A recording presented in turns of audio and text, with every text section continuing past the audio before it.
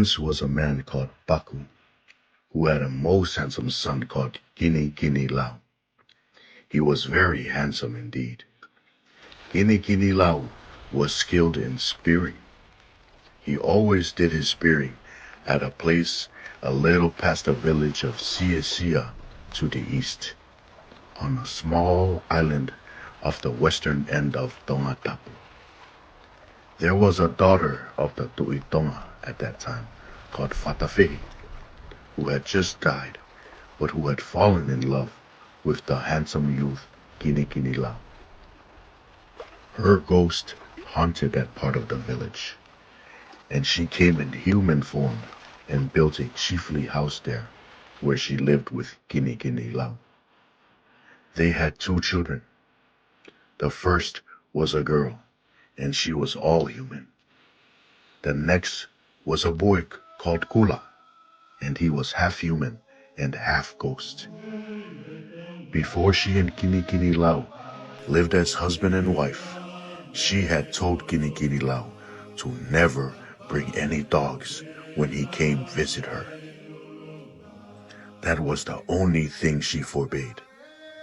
Kinikinilau had many dogs, and whenever he was about to visit Fatafehi, he would always tie them up.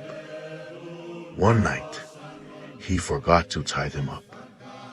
Perhaps he was too eager to visit his beloved.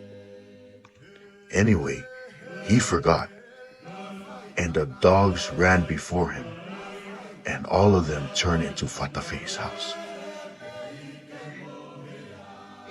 Remembering, he called them off and took them back to Ma'ufanga and tied all of them up. Then he made his way back to Fatafehi's house. But when he went back, he found that the house had disappeared, and its place stood a cave. And his daughter was the only one he could see at the mouth of the cave. She was named after her mother, except that her mother was called Fatafehi the First, and she was Fatafehi the Second. He heard Fatafehi's voice speaking from within the cave. Kinikinilau, you have no consideration or pity. I told you to never bring your dogs here, but you brought them. Now you must come out and fight me. She came out of the cave, no longer in her lovable human shape, but the ghost she really was, and they wrestled. Kinikinilau almost lost, but Tu'i Tonga, a tribal spirit, interfered, taking the part of Kinikinilau, and so Fatafehi gave up. I will go to Pulotu, the place of the dead, with Kula, because he is not human, she told Kinikinilau. But our daughter Fatafehi, since she is human, you may keep. However, remember this, she can marry into any chiefly family except that of the Tu'i Tonga.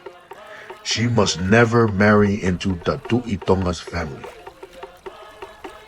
Meanwhile, preparations were being made for the Tu'i Tonga's trip to Tongaleleka in Ha'apai, and word was sent that Kinikinilau must join the Tu'i Tonga's party.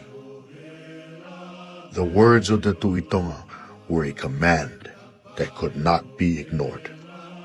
But Kinikinilau was worried about leaving Fatafehi II. He decided to take her with him. So he wrapped her in an old mat and took her aboard. He was able to get her on board without anyone knowing. When they arrived at Ha'apai and tied up at the beach called Fananga, the Tu'i Tonga left the boat to go to Tongaleleka.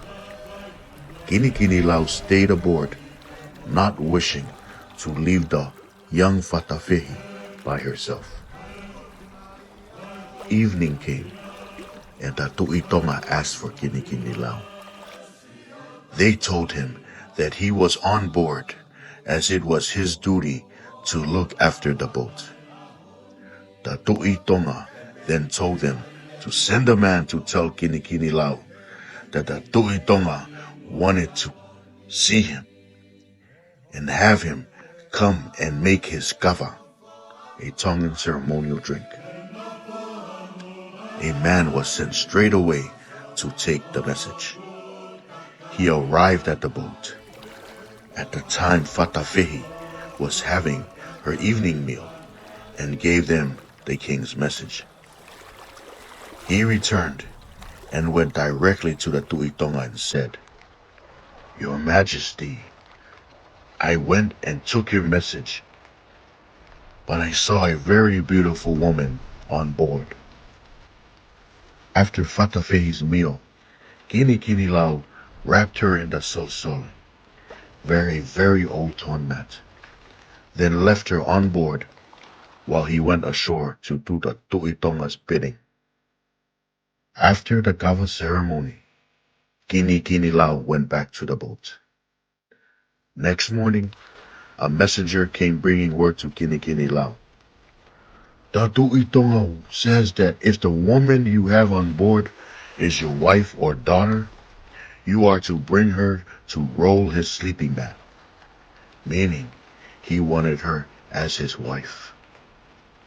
"It is well," said Kinikinilau. So he and Fatafehi went ashore. Preparation for the royal wedding was made and the ceremony was held. As soon as the bride received the kava cup and drank, denoting that she was now the legal spouse of the Tu'i Tonga, she fainted. All attempts to revive her failed, and when the sun disappeared on the horizon, Fatafehi's spirit left this world for Pulotu. That is the end of the tale about the love and the union of Pulotu and the